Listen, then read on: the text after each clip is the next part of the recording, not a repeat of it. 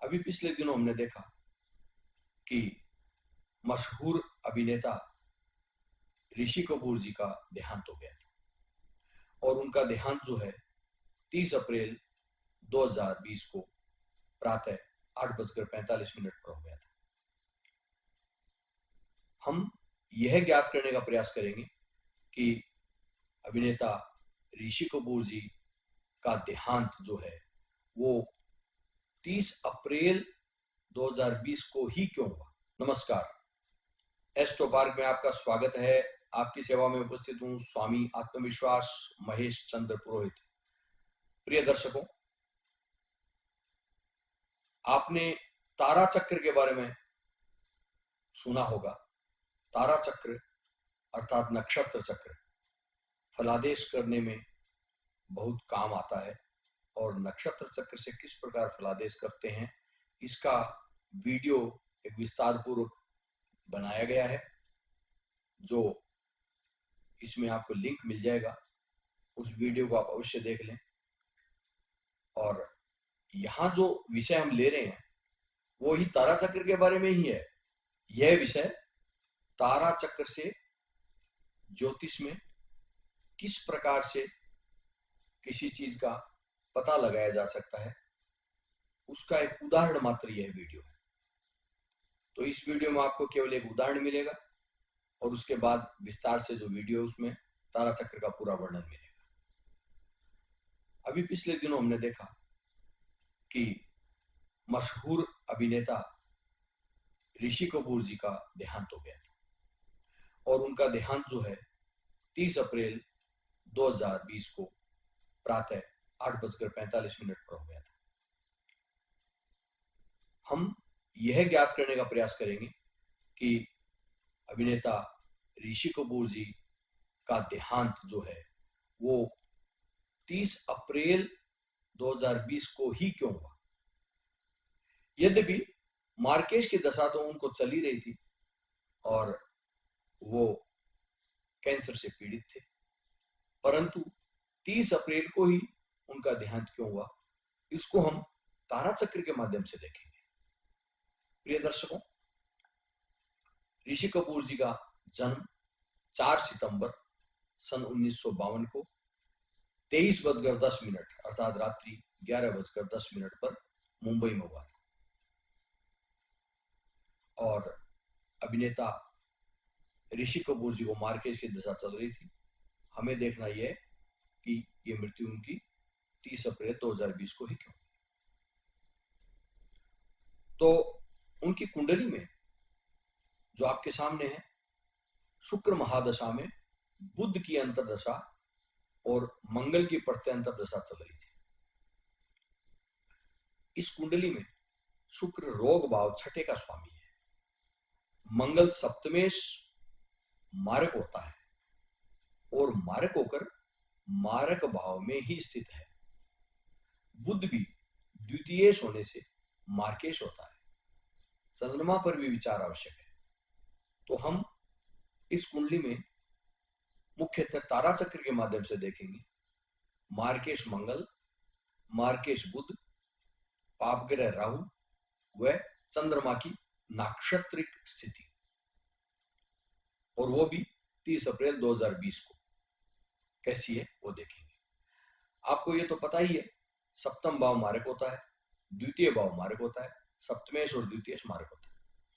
तो मार्केश मंगल, मार्केश बुध और पाप ग्रह राहु व चंद्रमा, इनकी नाक्षत्रिक स्थिति अर्थात नक्षत्र में कौन से नक्षत्र में ये थे, किस तरह से है, क्या तारा चक्र इनका है, वो हम 30 अप्रैल को क्या स्थिति है वो देखें।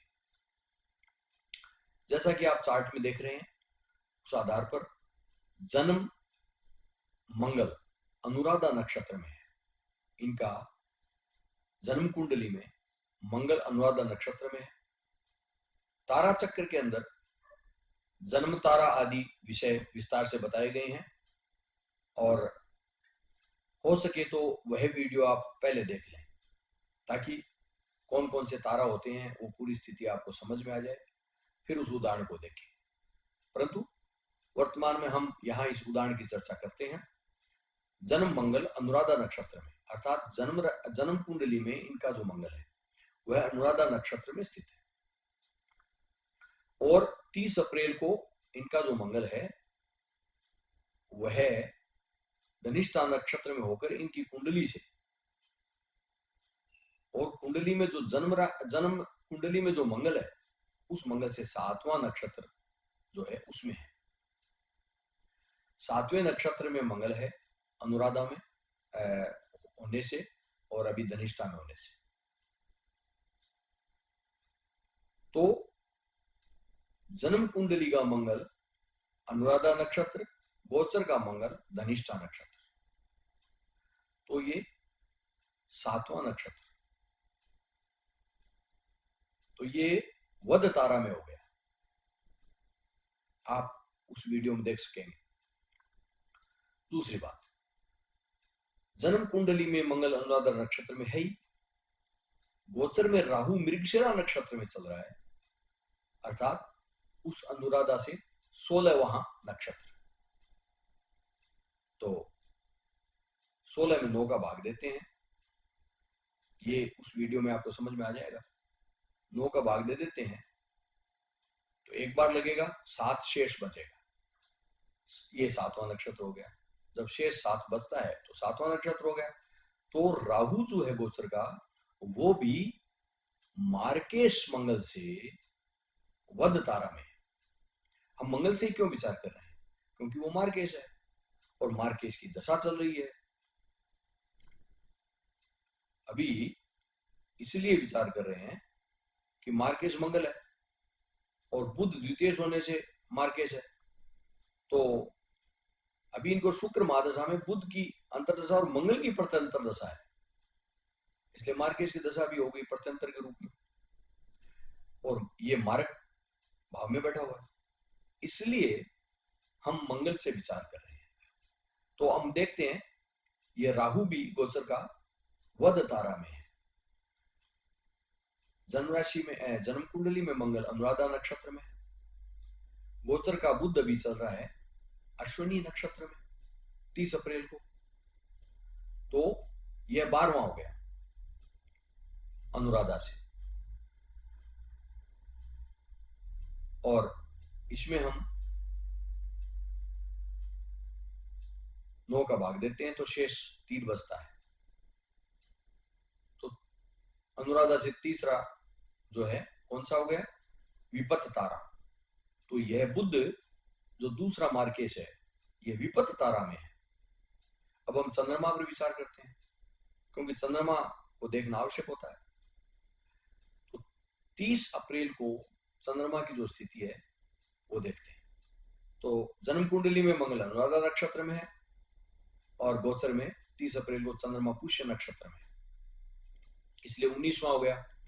19 में हम 9 का भाग देते हैं, 2 बार गया, शेष 1 बचा, 1 शेष बचा, अर्थात मंगल जो जन्म कुंडली में है उससे, उस नक्षत्र से यह गोचर का चंद्रमा जन्म तारा में है, तो जन्म तारा में यह है। अब देख लीजिए कि वध तारा में गोचर का मंगल, वध तारा में गोचर का राहु, विपत्त तारा में गोचर का बुध और जन्म तारा में गोचर का चंद्रमा, तो ये चारों ही हानिकारक हार्मफुल इफेक्ट देते हैं। वध तारा वध के समान है, उसका अर्थ मृत्यु होता है। विपत्त तारा संकट पैदा करता है, जन्म तारा भी स्वास्थ्य आदि का संकट पैदा करता है। तो इस प्रकार से हमने देखा ये 4 तारा इनकी 30 अप्रैल को दूषित है और मार्केश की दशाएं चल रही है। तो इसलिए